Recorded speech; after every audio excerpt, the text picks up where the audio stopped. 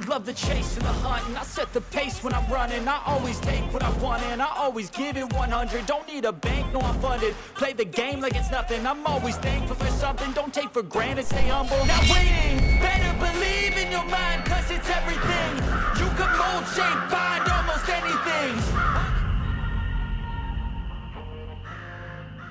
Hey everybody, this is Praxis. Even in the preparedness community, there's oftentimes a pushback against the idea that anything that hasn't happened recently in the past could possibly happen in the future.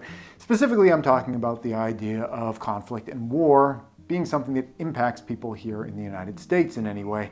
And I think if you've been paying attention to the news occurring in the world around us over the past several years, you probably get a sense that we are tiptoeing ever closer to events like that occurring. And I know there's always that kind of normalcy bias where it's not something that we've experienced in our lives before, but that's always the case until it actually happens. And in this video I just wanted to talk about the idea that it looks like we are getting pretty darn close to things reaching that kind of critical tipping point between East and West in this kind of a shoving match, which ultimately comes down to who has power and influence in the world. Is the US the one global hegemony to rule them all, or are there other players that are stepping into that field? Will they be allowed to step into that field? Will they force the United States to step aside while they step into that field? And I think we're certainly entering a period where things are going to really intensify. Again, just watching the news over the past week or so, past weeks, we keep tiptoeing ever closer to that. I mentioned at the beginning of this video that even in the preparedness community, there's oftentimes this kind of sense that, if something hasn't really happened in our lifetime, we just can't really fathom that it could happen. And, I would really compare that to a situation where, somebody's like, say it's June and there's a prepper and they're suggesting people in their area should maybe buy some firewood because winter might be coming, and nobody remembers winter. It was so long ago, it was months and months ago. Winter will never come back here again, and you go through July and August and September, and still this prepper has just been talking about like winter this and winter that, and it's like they're always talking about winter, but I ain't never seen winter. The time scales of human history and of our individual lives are not the same. I don't think it really merits mentioning that, but I think it does, because I think a lot of times people tend to forget that fact. That, given the fact that something hasn't happened in your lifetime, that doesn't mean that that's not something that is a perennial event that's always going to be befalling us as humans. And I don't even like saying that out loud, because I think as human beings with the meat between our brains, we do have the capacity of it as a thinking rational, and I think some of us are rational, and we all can be rational creature to get past, graduate from, and abolish war forever. I think that's within our ability to do. Do I think that we are going to reach out and grab that gold ring and make that happen now? I don't really see any sign that that's going to be the case. So it really behooves us all to take a lesson from history, look at things that have happened in the past and project that out into the future with an acceptance that just because something hasn't happened in your lifetime doesn't mean that it can't. War is coming. It's already beset a lot of people all over the world, and it's looking like it's going to continue to broaden and broaden and broaden. And on the other side of that, I see the potential for positive and the potential for good. If we don't irradiate the planet into a radioactive hellscape, it's oftentimes seen as very unpopular to talk about the silver linings of war and death. But you look back through wars throughout history, and whenever there was a period of war, it was always followed by a period of peace where people, perhaps it's because populations get reduced and there's not as many people competing for resources. Perhaps it's because people experience the horrors of war and they don't want to get back to that. They're wiser for it. People don't like to think about the silver, the sunny side of war, but that is a reality. If you look back through history, whenever there are wars, you get to the other side of that and people are sick of them, and there is a period generally of prosperity and peace. So I think that is waiting for us on the other side, but it's only going to be waiting for the people that are still alive to appreciate it.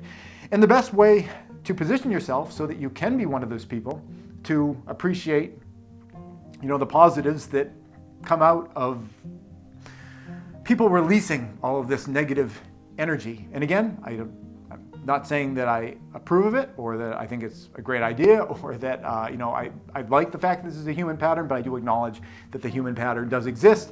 And insofar as there are silver linings, you may as well take advantage of them. So what do you do to try to get yourself to the other side? Well, the best way you can get yourself to the other side of this series of conflicts that we're headed for is to first accept that they are coming and to preposition yourself in places that you would want to have been prepositioned given the inevitability, I think is the proper word to use. And that differs for where you are in life, where you are geographically, but I think it's time to start thinking about it very, very seriously. Look at conflicts in the past. Where were places either societally or geographically that were not good places to be? Where were places economically that were not good places to be?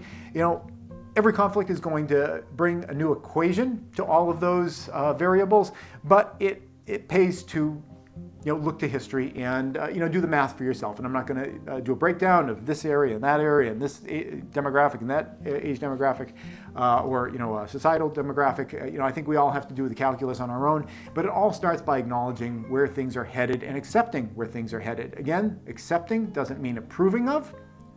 I accept what's happening. I don't like it. I don't approve of it. I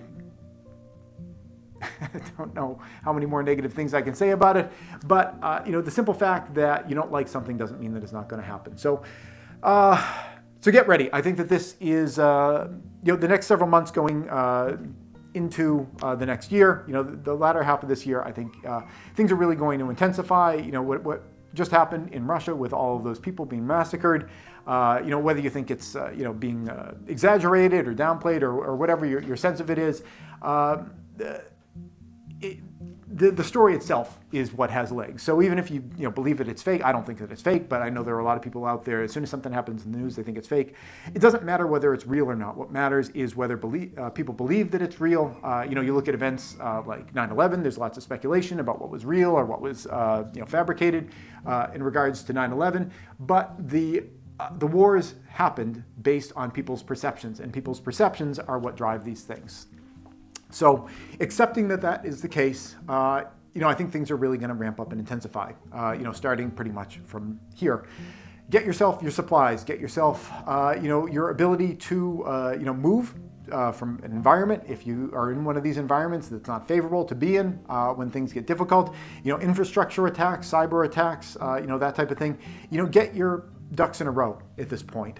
There's plenty of videos here on my channel, plenty of videos here on YouTube about that. Canadian Prepper is always putting out different, videos of different topics. He puts little strips on the side. His videos that are about like news and his perspectives on things are red strip videos. And his unpopular videos that nobody tends to really want to watch are his blue strip videos. The blue strip videos that Canadian Prepper puts out are the types of videos that are about actual practical things and skills. Those are the videos that people generally don't bother to watch on Canadian Prepper's channel. And so I'm going to say watch your blue strip videos, not specifically from Canadian Prepper per se, but though he has plenty of great ones, but watch your blue strip videos. Blue strip videos are educational videos, not the videos that tell you need to be concerned about this, bad things are coming. Those videos have their place. This is one of them. Light a fire under your butt. It's time to start moving. But that doesn't do you any good unless you move on to those blue strip videos. It can't just be red all the time. You got to move to the blue.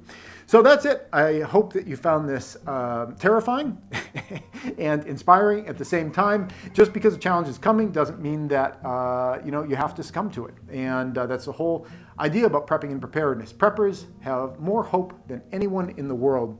We have more confidence in the positivity of the future than anyone in the world because we don't deny that bad things happen. Some of us do.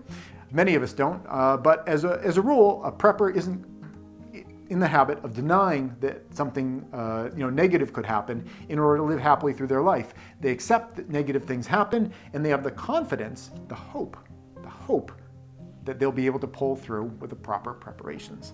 So start making those preparations now. That's it, and thanks for watching. Hey YouTube preppers, if you enjoyed this video, here's another that I think you might like. But before you click on it, I wanted to take a moment to thank all the people you see on the right-hand side of your screen. They help to support all the work that I do here over at patreon.com. If you'd like to join them and get your name added to the list, the link's below.